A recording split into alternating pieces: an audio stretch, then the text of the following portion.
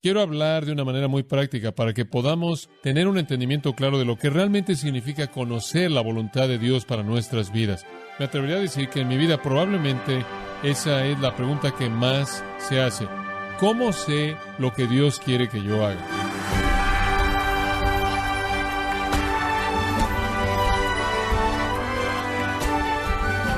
Bienvenidos a este subprograma, gracias a vosotros, con el pastor John MacArthur.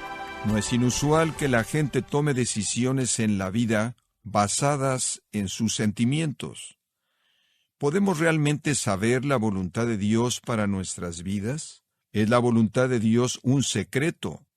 Usted puede saber la voluntad de Dios, estimado oyente, para su vida, y John MacArthur le ayuda a averiguarlo en la serie titulada Si la voluntad de Dios es tan importante, ¿por qué no puedo hallarla?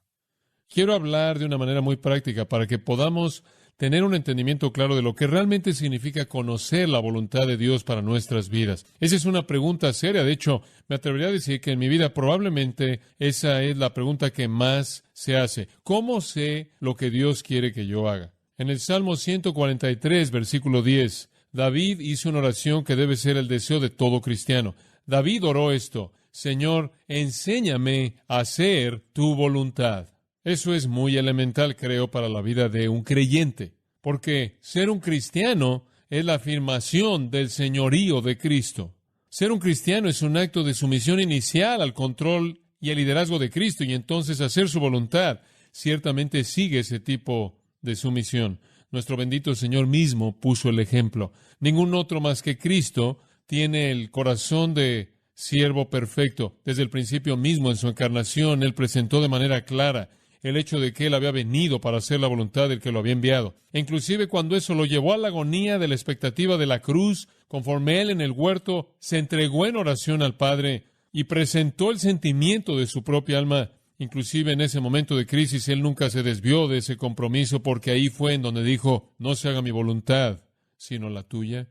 La primera iglesia tuvo un tipo de compromiso parecido, porque una y otra vez oraron: hágase tu voluntad, dice en el libro de los Hechos. Este fue el patrón de vida para Cristo, para la primera iglesia. El apóstol Pablo repitió esa oración en tantas palabras: hágase tu voluntad. Pedro, en tantas palabras: hágase tu voluntad. Es un estilo de vida para un creyente. Y en caso de que usted lo haya olvidado, piense en unas semanas atrás, de regreso a Mateo 6, versículo 10. Padre nuestro que estás en los cielos, santificado sea tu nombre, venga tu reino, ¿qué? Hágase tu voluntad, en la tierra como en el cielo. Esa es una de las peticiones esenciales en la vida de todo creyente, porque esa oración es el modelo para toda oración. Debemos orar de manera constante: hágase tu voluntad. Hacer la voluntad de Dios desde el corazón, como Pablo lo expresa en Efesios 6:6, es básico entonces para la vida del cristiano. De hecho, me atrevería a decir de que a menos de que haya un deseo en usted por hacer la voluntad de Dios, es por lo menos cuestionable si usted es un cristiano realmente. Juan 7 indica que para alguien que es un creyente habrá un deseo por conocer la voluntad del Padre. Pablo operó por la voluntad de Dios. En Romanos, simplemente para darle un par de escrituras, capítulo 1, versículo 10, él dice: haciendo petición, si de alguna manera ahora tenga un viaje próspero por la voluntad de Dios de venir a vosotros. En otras palabras, todo en su vida estaba enmarcado dentro del contexto de la voluntad de Dios. Al final de Romanos, en el capítulo 15, en el versículo 32, él dijo: para que venga a vosotros con gozo por la voluntad de Dios. Fue un estilo de vida para él. Y después hay una expresión, creo que es tan especial al final del libro de Colosenses, en el capítulo 4, versículo 12, en donde Epafras, quien es uno de vosotros, un siervo de Cristo, saluda, siempre orando encarecidamente por vosotros. ¿Y cuál es el objetivo de su oración a favor de los colosenses? Para que estéis perfectos y completos en toda la voluntad de Dios. El gran corazón del apóstol Pablo, expresado en el mensaje de Romanos capítulo 12, fue que sepamos cuál es esa buena y perfecta voluntad de Dios. Pedro afirma que la marca distintiva de un cristiano es una preocupación y vivir con una vida centrada en la voluntad de Dios. Primera de Pedro, capítulo 4, versículo 2, para que ya no viváis el resto de este tiempo en la carne para los deseos de los hombres, sino para la voluntad de Dios. Es la marca distintiva entonces de un creyente, modelado para él por Cristo, y si decimos que permanecemos en él, Primera de Juan 2:6, debemos andar como él anduvo, y él anduvo en sumisión a la voluntad de Dios. ¿Es ese su deseo? Debería serlo si usted se llama cristiano. Ahora, en ese punto entramos con una pregunta. ¿Cuál es la voluntad de Dios? Supongamos que estamos comprometidos con ella. Supongamos que como creyentes deseamos hacer la voluntad de Dios. La siguiente pregunta que surge es, ¿podemos conocer la voluntad de Dios? Y hay personas que cuestionan esto.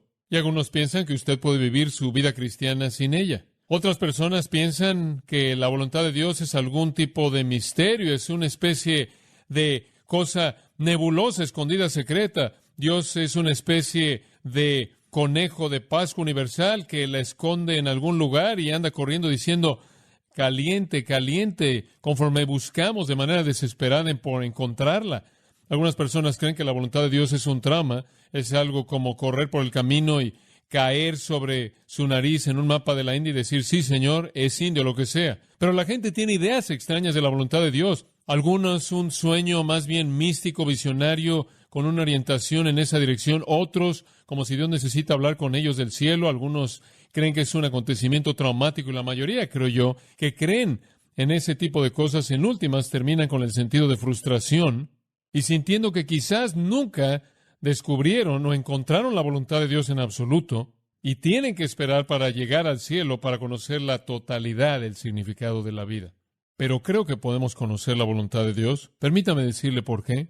No creo que Dios quiere cosas para nosotros que no hace disponibles para nosotros. Eso para mí es un pensamiento muy elemental. Si Dios tiene una voluntad para mi vida, entonces Él la va a revelar para mí si estoy en el lugar correcto para recibirla. Dios de manera deliberada no se frustra a sí mismo y entonces la gente dice, yo no sé a qué escuela debo ir o no sé qué trabajo debo buscar. Estoy a la mitad de tomar una decisión importante o no sé con qué niña casarme. Tengo 6 ahí en fila y estoy eliminándolas. Voy a eliminar una esta semana y voy a eliminar a otra la semana próxima a ver quién queda, pero no sé cuál. ¿Se da cuenta? ¿O cómo sé si debo mudarme a otra casa? ¿O cómo sé qué debo hacer con esta persona problemática en mi familia? ¿O qué debo hacer para armonizarme mejor con mi esposa o mi marido? ¿Cómo sé cuál es la voluntad de Dios? La respuesta a esa pregunta es que Dios tiene una voluntad. Y si tiene una voluntad, Él quiere que usted la conozca y Él la va a hacer disponible para usted. Realmente creo que Dios está ocupado por manifestar de manera abierta, clara, sus deseos para nosotros. Usted lo puede saber. Usted se remonta hasta Génesis capítulo 1, versículo 14. Usted va a leer en ese relato de los primeros, el primer capítulo de la Biblia, después del comienzo mismo de la creación, esta afirmación. Y Dios dijo, haya luz en el firmamento del cielo para dividir el día de la noche y sean para señales y temporadas y para días y años. Ahora, las estrellas y la luna y el sol no son tan solo para días y años. No son únicamente para identificar los calendarios. Son para que sean señales y para temporadas. Y la palabra hebrea temporadas no significa invierno, verano, primavera y otoño. La palabra hebrea para temporada y la palabra específica significa una congregación de personas o una reunión de la congregación. En otras palabras, los cuerpos celestes literalmente iban a ser usados por Dios para establecer ciertas congregaciones de la gente. Y si usted estudia el Antiguo Testamento, descubrirá que todos los festivales y todas las festividades y todos los días feriados de Israel fueron identificados por el lugar en donde estaban los cuerpos celestes en cierto momento. Todos estaban en relación, por ejemplo, al equinoccio tal o la luna llena. Esa es la razón por la que en Colosenses nos dice que ahora que estamos en Cristo y estamos en el nuevo pacto, ya no hay necesidad alguna de guardar una festividad o nueva luna o luna nueva. Nuestro calendario para la Pascua y la Navidad es establecido por el movimiento de los cuerpos celestes. Dios ha establecido señales. En el Salmo 104:19, Él designó la luna para las reuniones del pueblo. Desde el comienzo mismo, Dios estaba manifestando ciertas cosas. Y al relacionar el movimiento de los cuerpos celestes con la revelación a su pueblo, las festividades religiosas fueron establecidas. Dios reveló su voluntad en un lugar muy, muy claro.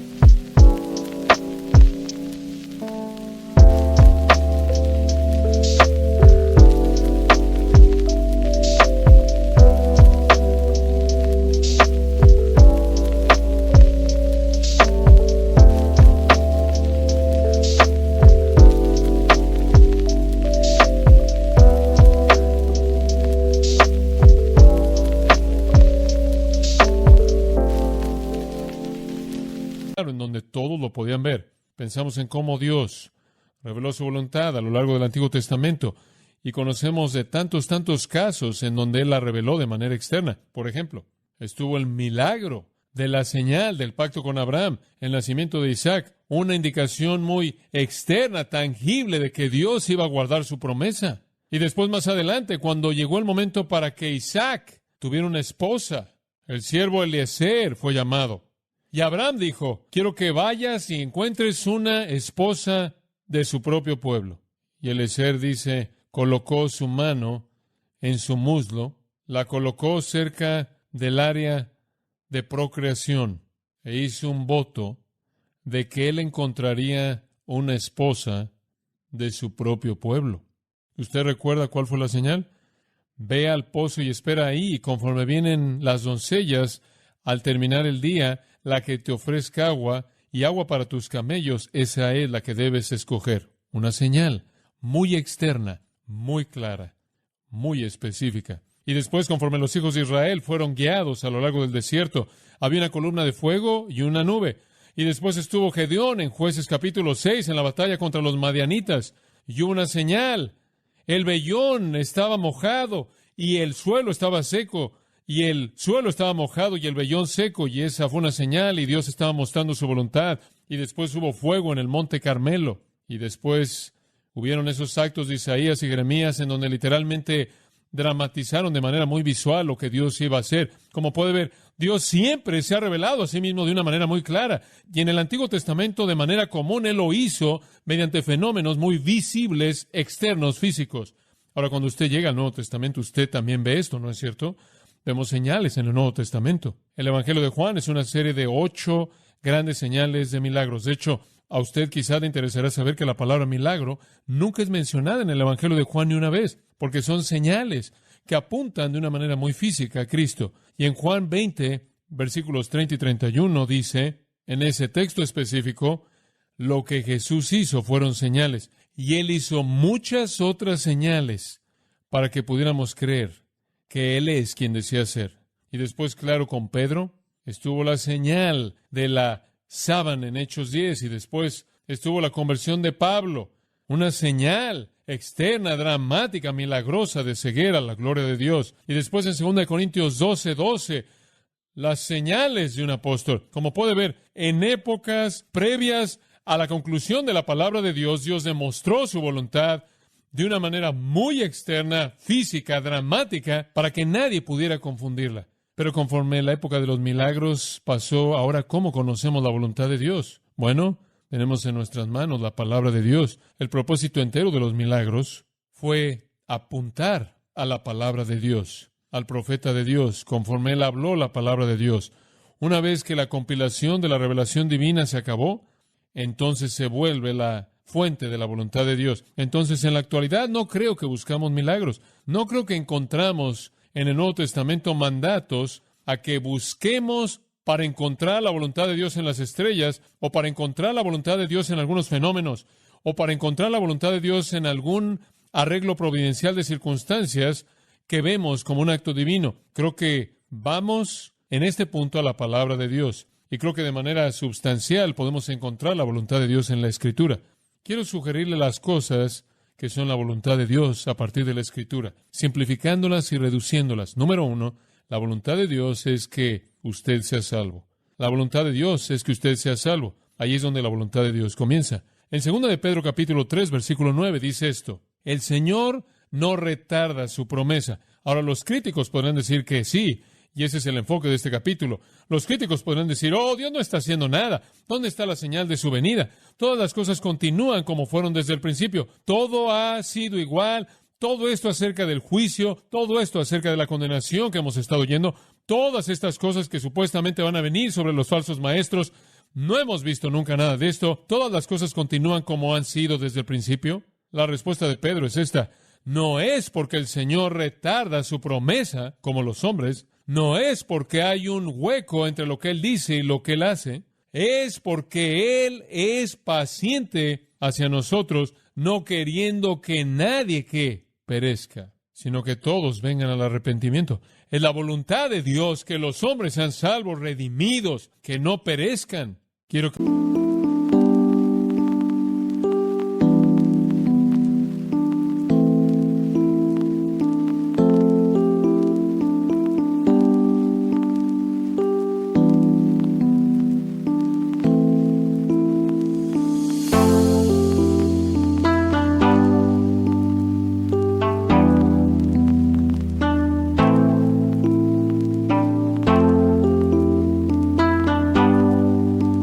Observe Mateo capítulo 18, versículo 11, y las palabras de nuestro Señor ahí, porque el Hijo del Hombre ha venido para salvar lo que se había perdido. ¿Qué pensáis? Si un hombre tiene 100 ovejas y una de ellas se pierde, ¿acaso no deja las 99 y ve a los montes y busca la que se perdió? Y si la encuentra, de cierto os digo, se regocija más por esa oveja que por las 99 que no se perdieron. Así también, escuche, no es la voluntad de vuestro Padre que está en los cielos que uno de estos pequeños perezca.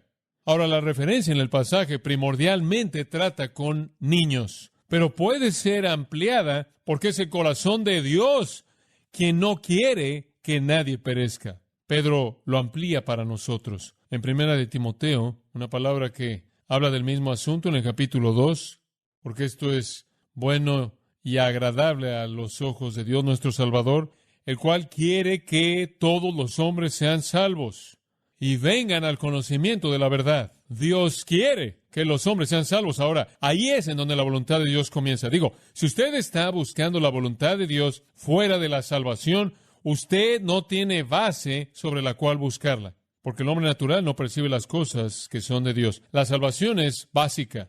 Entrar a la familia, reconocer el señorío de Cristo, es cuando la voluntad de Dios es revelada inicialmente. En Marcos capítulo 3, únicamente quiero mostrarle una ilustración de esta misma cosa. En Marcos capítulo 3, versículo 31, Jesús estaba enseñando en una casa en particular y dice que vinieron sus hermanos y su madre y estaban afuera y le dijeron llamándolo. Jesús estaba ahí en la casa con las multitudes, como era con frecuencia el caso, y su madre y sus hermanos lo querían. Ahora no nos dice por qué, no nos dice si tenían una necesidad o si pensaban que estaba excediéndose en su trabajo o si había un problema familiar en particular o si iban camino a algún lugar, pero la multitud se sentó alrededor de él y le dijeron: he aquí, tu madre y tus hermanos afuera te buscan. Y él dio una respuesta sorprendente. Él dijo: ¿quién es mi madre y mis hermanos? Y ellos pudieron haberlo visto como si hubiera estado un poco loco, como si no supiera quiénes eran.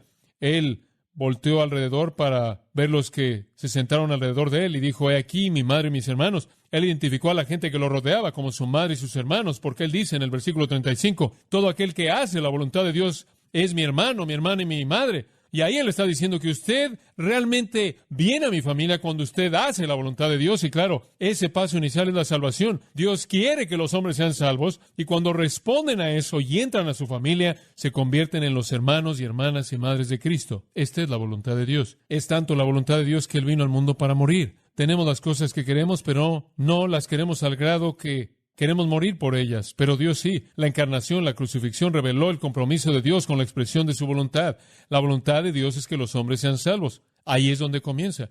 Y no hago ninguna suposición realmente en la iglesia. Sé que hay personas que no son salvas. Sé que hay personas aquí en esta noche que nunca han abierto su corazón a Jesucristo. Lo sé. Y le digo que la voluntad de Dios para usted es que usted no perezca. La voluntad de Dios para usted es que usted no se pierda para siempre. La voluntad de Dios para usted no es que usted quede aislado de la vida eterna. La voluntad de Dios para usted no es que usted pase la eternidad en el infierno. La voluntad de Dios para usted es que usted sea salvo. Dios, dice Pablo, quien es rico en misericordia por su gran amor con que nos amó, aun cuando estábamos muertos en pecados, nos dio vida juntamente con Cristo. porque por gracia sois salvos por medio de la fe, y esto no de vosotros, pues es don de Dios, no por obras, para que nadie se gloríe. La voluntad de Dios expresando su amor y su misericordia es que usted sea salvo. Ahí es donde comienza. Dice usted, bueno, ya soy salvo y todavía tropiezo. Permítame llevarlo a un segundo punto. Efesios capítulo 5. La voluntad de Dios no es solo que usted sea salvo, sino, según Efesios capítulo 5, es que usted sea lleno del Espíritu. Lleno del Espíritu. En Efesios 5 encontramos en el versículo 16 la misma afirmación, redimiendo el tiempo porque los días son malos. Y la idea aquí es que no tenemos mucho tiempo. Hay una presión que viene en estos días malos, inclusive en el tiempo cuando Pablo escribió esto. Y debemos redimir el tiempo. Y en esa base dice él, por tanto, no seáis necios. Ahora, necios es una palabra amable para tonto, sin información o conocimiento, no informado, ignorante. No seáis necios o insensatos o torpes o no informados, sino entendidos de cuál es la voluntad del Señor. Ahora Pablo dice usted, ¿cómo te atreves? Estoy buscando, estoy tocando puertas y estoy poniendo vellones y estoy haciendo todo tipo de cosas, pero no conozco la voluntad del Señor. Bueno, no debería ser tonto, usted debería conocer la voluntad del Señor. Y si usted tan solo lee el próximo versículo, usted descubrirá cuál es. No os embraguéis con vino, en lo cual hay disolución. Antes bien, sé llenos del Espíritu. Ahora, ¿qué significa eso? Dice usted, ¿significa que tengo que obtener al Espíritu? Tuve a una persona que se me acercó en Dallas y dijo, ¿sabes una cosa? Leí tu libro del movimiento carismático, leí el capítulo de la espiritualidad, y él dijo, ¿sabes una cosa? He buscado por tanto tiempo el tener al Espíritu Santo. Finalmente, alguien me dijo que ya lo tenía. Si alguno no tiene al Espíritu de Cristo, no es de él. Romanos 8:9. ¿Qué? Aún los corintios carnales, quienes cometieron todo pecado concebible, se les dice, Pablo, ¿no sabéis que vuestro cuerpo es templo del Espíritu Santo? A todos se nos ha dado a beber de un espíritu, 1 Corintios 12:13. Entonces, todos los creyentes poseen el Espíritu de Dios. Ese no es el punto. No necesitamos buscar lo que ya tenemos. Dice usted, bueno, si todos tenemos al Espíritu Santo, ¿no deberíamos tener poder en nuestras vidas? ¿Acaso realmente no deberíamos manifestarlo en nuestras vidas? Eso es correcto, porque Hechos 1:8 dice, recibiréis poder después de que el Espíritu Santo haya venido sobre vosotros. La palabra poder es dunamis o dinamita. Usted debería ser dinamita literal. La mayoría de nosotros vemos nuestras vidas y decimos, creo que no me puedo encender. Sigo tratando de encender el fusible y nada sucede. ¿Por qué si tengo al Espíritu Santo no voy a ningún lugar? ¿Por qué si tengo todas las cosas que pertenecen a la vida y a la piedad? 2 Pedro 1:3. ¿Por qué si estoy completo en él? Colosenses 2:10. ¿Por qué si tengo este poder nada sucede? Y la pregunta simplemente es respondida porque usted no está lleno. Una cosa es tener al Espíritu residente, algo más es tener al Espíritu dominante. Permítame darle una ilustración de esto. La palabra llenos es usada en los evangelios para hablar de control total. Por ejemplo, en Juan 16:6 dice, tristeza ha llenado vuestro corazón. En Lucas 6:11 dice, fueron llenos de enojo. En Lucas 4:28 fueron llenos de ira. En Lucas 5:26 fueron llenos de temor. Como puede ver, en la mayor parte de nuestras vidas podemos equilibrar esas cosas. Por ejemplo, la tristeza. Tenemos un poco de tristeza, un poco de gozo. Tenemos un poco de tristeza que va de este lado y un poco de gozo que va de este lado. Y tratamos de equilibrarlo. Y si algo realmente malo pasa, tratamos de pensar en pensamientos felices y todo el mundo trata de animarnos. Pero cuando algo horrible, un desastre total, una herida terrible, una muerte o lo que sea, boom, va al lado de la tristeza y estamos llenos de tristeza. Ese es el significado de la tristeza. En nuestras vidas, básicamente, el Espíritu de Dios está ahí y hay poco para el Espíritu y hay poco para nosotros y un poco para el Espíritu y un poco para nosotros. Y en cierta manera equilibramos las cosas con la carne y llega un momento en el que cedemos todo al Espíritu y somos llenos del Espíritu y la balanza se inclina a su lado. De acuerdo con Romanos 6, es cuestión de ceder en obediencia al Espíritu de Dios. Debemos ceder al Espíritu de Dios para que Él pueda llenarnos. Quiero ilustrar esto con una ilustración que he usado muchas veces al enseñar esto, pero creo que le va a ayudar. Pedro es la ilustración clásica que quiero usar. Ahora, Pedro básicamente sabía una cosa. Si él no sabía nada más, él sabía que él quería estar donde Jesús estuviera. En una ocasión Jesús trató de despedirlo y le dijo, Señor, ¿a quién iré? Tú tienes palabras de vida eterna. El Señor nunca podía deshacerse de Pedro. Sé que hubieron días cuando él caminó por el camino y se detuvo y Pedro corrió atrás de él. Pedro lo siguió. Él siempre estaba ahí. Él era uno de los 3 del círculo interno.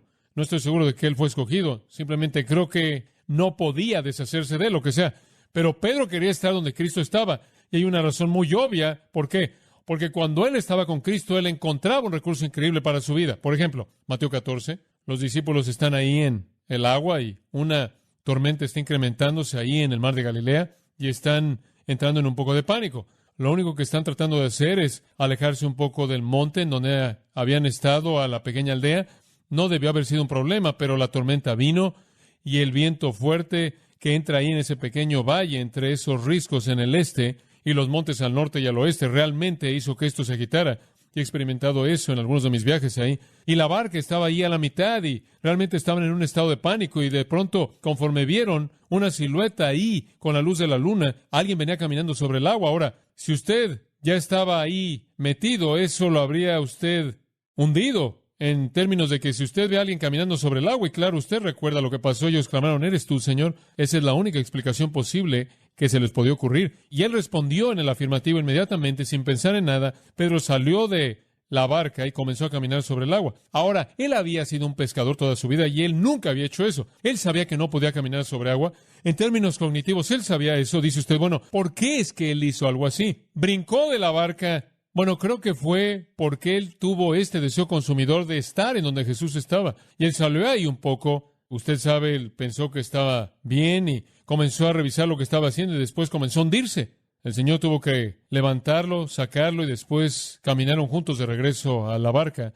Ahora, simplemente me puedo imaginar como Pedro, usted sabe, debió haberse acercado a la barca. Hola, señores, usted sabe, simplemente es algo muy normal. Conforme él caminó por el agua con el Señor, Pedro aprendió una gran lección. Él aprendió que cuando él estaba cerca de Jesucristo, él podía hacer lo milagroso. Más adelante en Mateo capítulo 16, el Señor estaba haciéndole un examen a los discípulos acerca de quién era él. Y él dijo, ¿quién dicen los hombres que soy yo? Y ellos dijeron, algunos dicen que eres Elías o Jeremías o alguno de los profetas. Y él dijo, ¿pero quién decís que soy yo? Y de pronto la boca de Pedro comenzó a moverse de manera independiente de su cerebro. Y él dijo, tú eres el Cristo, el Hijo del Dios viviente. Y el Señor le dijo, y él debió haber estado sonriendo, sangre y carne no te reveló eso a ti, Pedro, mi Padre en los cielos lo hizo. Y Pedro aprendió una segunda gran lección. Cuando él estaba en la presencia de Jesucristo, él no solo podía hacer lo milagroso, él podía también decir lo milagroso.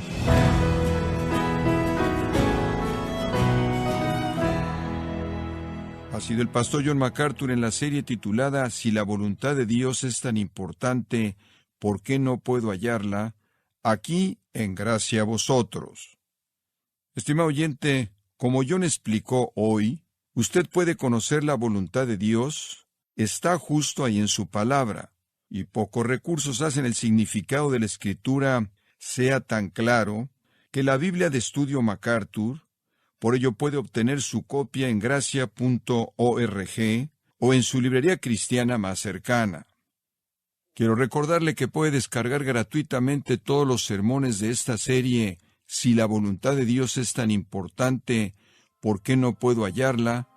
Así como todos aquellos que he escuchado en días, semanas o meses anteriores en gracia.org. Si tiene alguna pregunta o desea conocer más de nuestro ministerio, como son todos los libros del pastor John MacArthur en español o los sermones en CD que también usted puede adquirir, escríbanos y por favor mencione la estación de radio por medio de la cual usted nos escucha en Gracia a Vosotros. Es importante conocer no solo el país y ciudad de donde usted nos escucha, sino también la radio.